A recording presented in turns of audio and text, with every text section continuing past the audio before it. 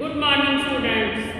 मैं Chandrakanta SM public school संग्रिया से आज की लाइव क्लास में आपका स्वागत करती हूँ।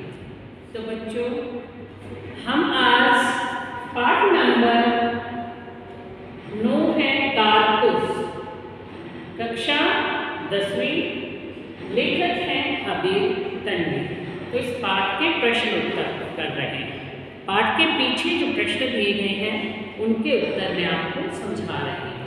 इससे पहले की वीडियो में भी पाठ का सार और कुछ प्रश्न उत्तर मैंने आपको समझा दिए थे। तो आज बाकी के प्रश्नों के उत्तर मैं आपको समझाऊंगी। ठीक है बच्चों, आप साथ में अपनी नोटबुक लेके बैठोगे तो प्रश्नों के उत्तर लिख सकते हो आप सुन के। ठीक है, और फिर उसकी भाषा बदल सकते हो, आप अपनी भाषा में लिखो, उसको याद करो, बार बार सुनोगे तो वह वैसे भी याद हो जाएंगे। तो इससे पहले हमने 1 से 9 नंबर तक के जो प्रश्न थे, 1 से 9 जो पाठ के पीछे दिए गए हैं वो हमने कर लिए हैं। तो आज हम प्रश्न नंबर 10 से यानी उसके आगे वाले प्रश्नों के उत्तर मैं आपको समझा रही हूँ। तो इसका ये प्रश्न है बच्चों, लेफ्टिनेंट को ऐसा क्यों लगा कि कंपनी के खिलाफ सारे हिंदुस्तान में लहर दौड़ गई है। लेफ्टिनेंट को ऐसा क्यों लगा था कि हिंदुस्तान के सभी लोग कंपनी के खिलाफ हो गए हैं। क्यों? क्योंकि लेफ्टिनेंट ने यह बात सुनी थी कि वजीर अली अफगानिस्तान के शासक शाह-ए-जमां को हिंदुस्तान पर आक्रमण करने का निमंत्रण दे रहा है।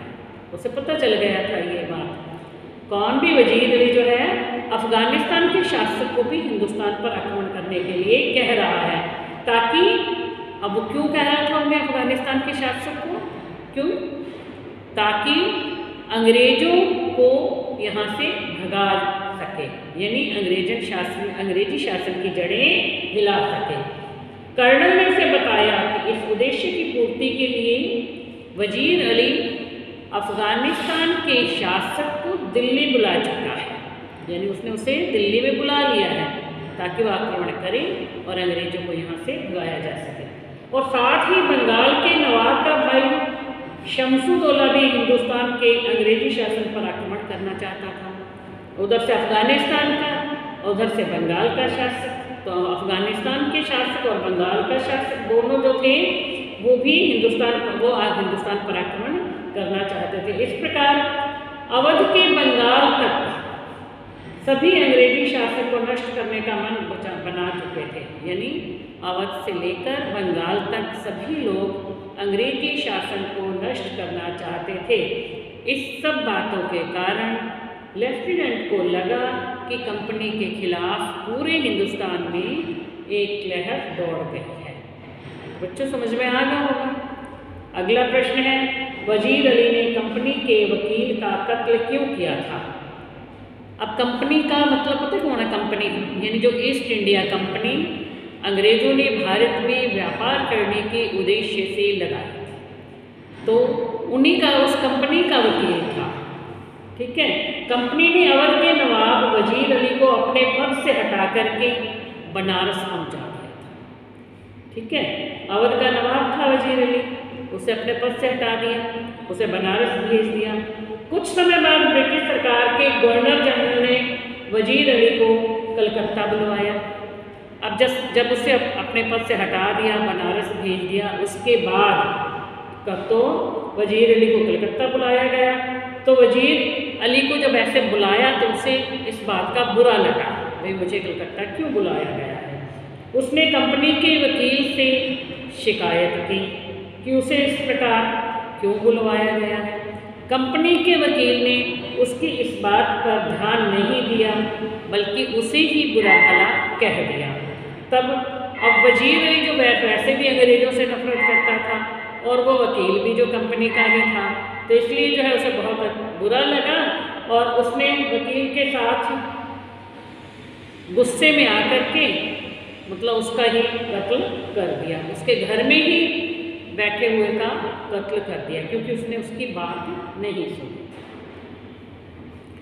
अब आता है, सवार ने कर्नल से कारतूस कैसे हासिल किए।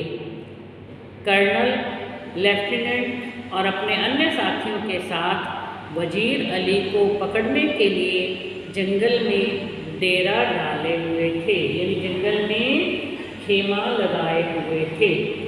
एक दिन एक सवार उस खेमे की ओर आता हुआ दिखाई दिया। उस सवार ने उससे यानी कर्नल से अकेले में बातचीत करने के लिए कहा। तब कर्नल ने दूसरे लोगों को खेमे से बाहर भेज दिया और वो दोनों आपस में बातचीत करने लगे। तब सवार ने ये कहा कि वह वजीर अली को गिरफ्तार कराने में उनकी मदद कर सकता है। तब कर्नल ने कहा, इसके बदले में तुझे क्या चाहिए? उसने कहा, मुझे कुछ कारतूस चाहिए। तब कर्नल ने उसे 10 कारतूस दे दिए। जब वह जाने लगा तब कर्नल ने उससे उसका नाम पूछा तो उसने अपना नाम वजीर अली बताया। इस प्रकार से वजीर अली ने बड़े ही चालाकी से कर्नल से कारतूस हासिल कर लिए।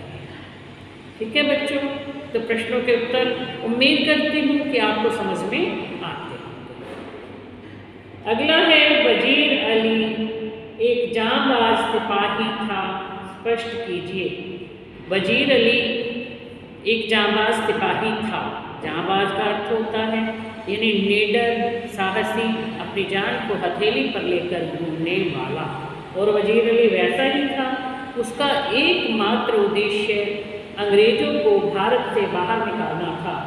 उसकी वीरता और साहस के कारण अंग्रेज भी उससे डरते थे। उसने अपनी दिलेरी दिखाते हुए, अपनी निडरता दिखाते हुए उसे पकड़ने के लिए जो खेमा लगाया गया था उसमें भी वहाँ वह सीधा पहुँच गया और वहाँ से भी कारतूस हासिल कर लिए।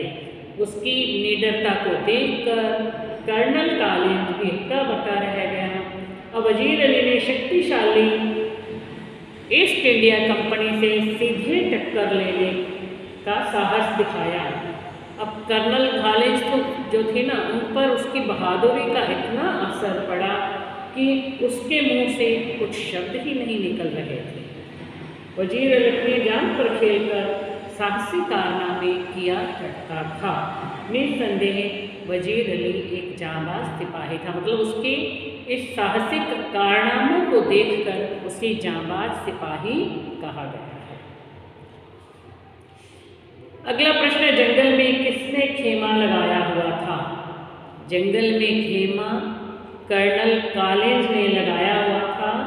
वो क्योंकि ईस्ट इंडिया कंपनी ने कर्नल कॉलिंज को वजीर अली को पकड़ने के लिए कहा था, यानी उसे पकड़ने के आदेश दिए थे। कर्नल कॉलिंज ने वजीर अली को पकड़ने के लिए अपने साथ एक लेफ्टिनेंट और कुछ सिपाहियों को रखा और जंगल में खेमा लगा करके बैठ गया। वह काफ़ी समय तक वजीर अली को गिरफ्तार करने के लिए जंगल में भटकता रहा, लेकिन उसे गिरफ्तार नहीं कर पाया, यानी उसे पकड़ने में उसे सफलता नहीं। फिर आ जाता है प्रश्न बेटा है, शमसुद्दौला कौन था और उसका नाम इसमें किस संदर्भ में आया है? शमसुद्दौला कौन था? शमसुद्दौला भी बंगाल के नवाब का एक रिश्तेदार था, उसका कजन था, यानी रिश्ते में उसका भाई लगता था। और वह अंग्रेज़ों से बहुत नफरत करता था। वह भी बड़ा ही साहसी और वीर था। उसने अफगानिस्तान के शासक शाहजहां को हिंदुस्तान पर आक्रमण करने का निमंत्रण दिया था। वह किसी भी प्रकार से अंग्रेजी हुकूमत को हिलाकर के उसे हिंदुस्तान से बाहर निकालना चाहता था। इस एकाकी में शमसुद्दौला का नाम जो है अफगानिस्तान के एक शासक को वजीर अली द्वारा निमंत्रण देने के संदर्भ में आया है। अब कर्नल कॉलिंज जो है वो लेफ्टिनेंट को बताता है कि शमसुद्दौला भी अंग्रेजी हुकूमत के लिए बड़ा ही खतरनाक व्यक्ति है। फिर प्रश्न आता है, कंपनी के वकील का कत्ल करने के बाद वजीर अली कहाँ भाग गया था? तो क्या हुआ? कंपनी के वकील का कत्ल करने के बाद वजीर अली आजमगढ़ के जंगलों में भाग गया था। वहाँ आजमगढ़ के जंगलों में वहाँ के शासक ने उसे घाघरा पहुँचा दिया था और वहाँ अपने साथियों के साथ अपनी रक्षा के लिए वह उन्हीं जंगलों में घूमता रहा, यानी वह जंगल में ही रहने लगा। अब आ जाता है वजीर अली के चरित्र की कोई 3 विशेषताएं बतानी है। तो पहले मैं 3 पॉइंट आपको बताती हूँ, उसकी विशेषताएं बतानी। सबसे पहले हम लेते हैं, पहला पॉइंट हम लेते हैं देशभक्त। अब इसको यदि हम देशभक्ति लिखने के बाद इसका आगे से बनाया जाता है। तो कैसे करोगे आप कि वजीर अली एक देशभक्त था, ठीक है। वह हिंदुस्तान को गुलाम बनाने वाले अंग्रेजों से बड़ी नफरत करता था। वह किसी भी प्रकार से अंग्रेजों को हिंदुस्तान से निकाल देना चाहता था। आ गया इसका देशभक्ता। फिर आ जाता है वीर और साहसी। दूसरा मैंने यदि आप ये छोटे छोटे याद कर लोगे ना, ये पॉइंट आपको, ये जो हेडिंग है ये आपको याद करनी, आगे आपको लिखना और भी आसान हो जाता है। अब वीर और साहसी क्या है? वजीर अली अत्यंत वीर और साहसी था। उसकी वीरता से दुश्मन यानी अंग्रेज वो डरते थे। वह सीधे दुश्मन के घर जाकर के उससे ललकार कर कह देता था। कैसे वह निडर होकर के उसके पकड़ने के लिए लगाए गए खेमे में चला गया और वहाँ से कारतूस हासिल कर लिए। अब इन बातों से पता चलता है कि वह बड़ा ही वीर और साहसी था। फिर है अच्छा शासक। देख रहे इसका हम लिखते हैं तो अच्छा शासक। अब तो क्या इसमें क्या बताऊंगा आप कि वजीर अली एक बहुत अच्छा शासक था। उसने केवल 5 महीने अवध पर राज किया था, यानी अवध की बागडोर संभाली थी। किंतु इस दौरान उसने अपनी इस रियासत को अंग्रेजों के प्रभाव से लगभग मुक्त कर दिया था और उन्हें स्वतंत्र जीवन प्रदान किया था। 5 महीने के अंदर अंदर उन्होंने इतना अच्छा काम किया था। तो बच्चों इस तरह से लिखना बहुत आसान हो जाता है ना। ये तीनों पॉइंट लिखे, ये 3 पॉइंट याद करिए, आगे तो आप बता ही सकते, क्योंकि आपने पूरी इस एकाकी को यानी कहानी की तरह से यदि समझोगे तो प्रश्नों के उत्तर लिखने बहुत आसान हो जाएंगे।